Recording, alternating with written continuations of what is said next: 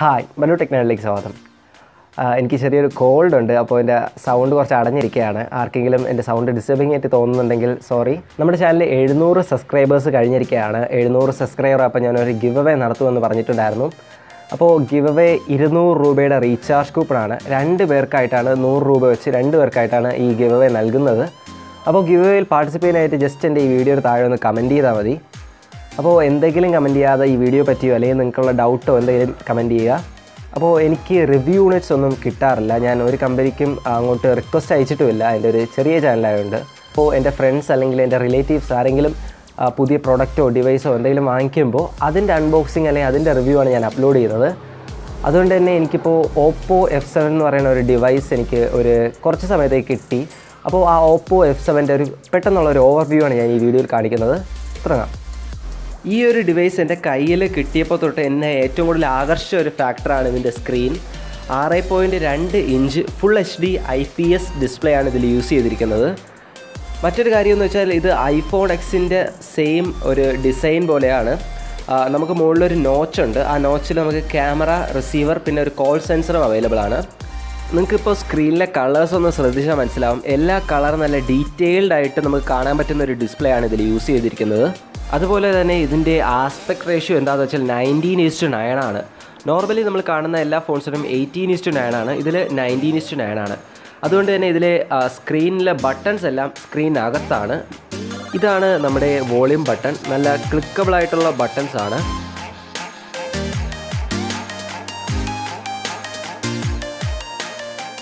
ഫോണിൻ്റെ താഴെയായിട്ട് നമുക്കൊരു സ്പീക്കറും ഒരു മൈക്കും ഒരു 3.5mm ഹെഡ്ഫോൺ ജാക്കും പിന്നെ മൈക്രോ USB ചാർജിങ് പോർട്ടും ഉണ്ട്.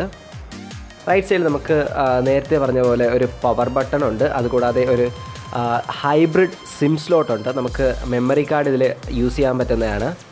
മുകളിൽ ഒരു സെക്കൻഡറി മൈക്കാണ് നോയ്സ് ക്യാൻസലേഷന് വേണ്ടി. വിവോയുടെ തന്നെ കളർ ഓയിസ് എന്ന് പറയുന്ന UI ആണ് ഇതിൽ യൂസ് ചെയ്തിരിക്കുന്നത്. അതുകൊണ്ട് തന്നെ നല്ല സ്മൂത്ത് ആയിട്ടുള്ളൊരു UI ആണ്. എനിക്ക് ഇതുവരെ യൂസ് ചെയ്തതിൽ ഏറ്റവും ഇഷ്ടപ്പെട്ട ഒരു UI എന്ന് പറയാം. അത്യാവശ്യം നല്ല ബ്രൈറ്റ്നെസ് ഉണ്ട് ഡിവൈസിന്. പക്ഷേ എന്നാലും എനിക്ക് തോന്നുന്നു നല്ല വെയിലുള്ള സമയത്തൊക്കെ വിസിബിലിറ്റി കുറച്ച് കുറവായിരിക്കും. സെറ്റിങ്സിൽ നമുക്ക് ഒരുപാട് ഓപ്ഷൻസ് കിട്ടുന്നുണ്ട്. അപ്പോൾ നമുക്ക് ഇഷ്ടപ്പെട്ട രീതിയിൽ നമുക്ക് പേഴ്സണലൈസ് ചെയ്യാവുന്നതാണ്. ഫോണിൻ്റെ ഇൻറ്റേർണൽ സ്പെസിഫിക്കേഷൻ പറയുകയാണെങ്കിൽ അവരുടെ തന്നെ കളർ OS എന്ന് പറയുന്ന വേർഷൻ 5.0 ആണ് ഇപ്പോൾ യൂസ് ചെയ്തിരിക്കുന്നത്. അതുകൂടാതെ ആൻഡ്രോയിഡ് വേർഷൻ 8 ഓറിയോ ആണ് യൂസ് ചെയ്തിരിക്കുന്നത്. ഒരു ഒക്ടാ കോർ പ്രോസസ്സറും 4GB RAM 64GB internal storage എന്ന് പറയുന്ന കോമ്പിനേഷനാണ് യൂസ് ചെയ്തിരിക്കുന്നത്. ഇതിൽ യൂസ് ചെയ്തിരിക്കുന്ന പ്രോസസ്സർ നല്ല പവർഫുള്ളുമാണ്. അതുകൂടാതെ കുറച്ച് പവർ യൂസ് ചെയ്തിട്ടായിരിക്കും ഈ പ്രോസസ്സർ പ്രവർത്തിക്കുന്നത്.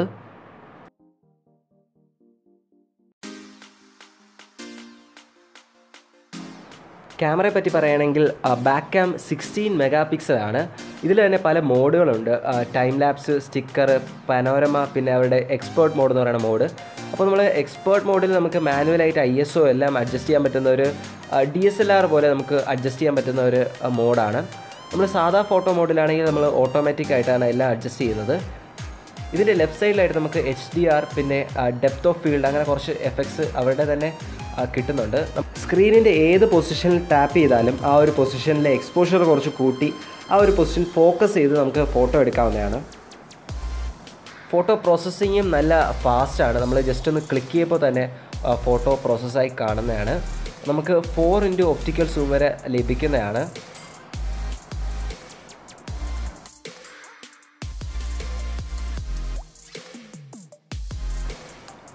മറ്റൊരു പ്രത്യേകത എന്താണെന്ന് വെച്ചാൽ ഇതിൻ്റെ ഫ്രണ്ട് അല്ലെങ്കിൽ സെൽഫി ക്യാമറ 25 മെഗാപിക്സലാണ്. അപ്പോൾ നല്ല രീതിയിൽ പോർട്രേറ്റ് മോഡും ബാക്കിയുള്ള ഇവരുടെ എഫക്റ്റും സ്റ്റിക്കർ എഫക്റ്റും ഇങ്ങനെയുള്ള എഫക്ട്സ് എല്ലാം നല്ല രീതിയിൽ നമുക്ക് എടുക്കാവുന്നതാണ്. ഇതിൽ നമുക്ക് ഡിഫോൾട്ടായിട്ട് ബ്യൂട്ടി മോഡാണ് കിടക്കുന്നത്. അപ്പോൾ നമ്മുടെ ഫേസിലുള്ള മോക്കുരു, ബാക്കി മറ്റെന്തെങ്കിലും പാടോ അല്ലെങ്കിൽ എന്തെങ്കിലും മാർക്കുണ്ടെങ്കിൽ അതൊക്കെ ഓട്ടോമാറ്റിക്കായിട്ട് ഇറേസ് ചെയ്തിട്ട് അവർ നല്ലൊരു സെൽഫി എടുക്കുന്നതാണ്. ഇപ്പോൾ ഞാനൊരു ഫോട്ടോ എടുത്തിട്ടുണ്ട്. ഇതിൽ നിങ്ങൾക്ക് കണ്ടാൽ മനസ്സിലാവും എൻ്റെ ബാക്ക്ഗ്രൗണ്ട് നല്ലതുപോലെ ബ്ലറായിട്ടുണ്ട്. അപ്പോൾ ബോക്കെ എഫക്റ്റ് അല്ലെങ്കിൽ ബാക്ക്ഗ്രൗണ്ട് ബ്ലർ നല്ല രീതിയിൽ എടുക്കാൻ പറ്റുന്ന ഒരു ക്യാമറയാണ് Oppo F7 ഉള്ളത്.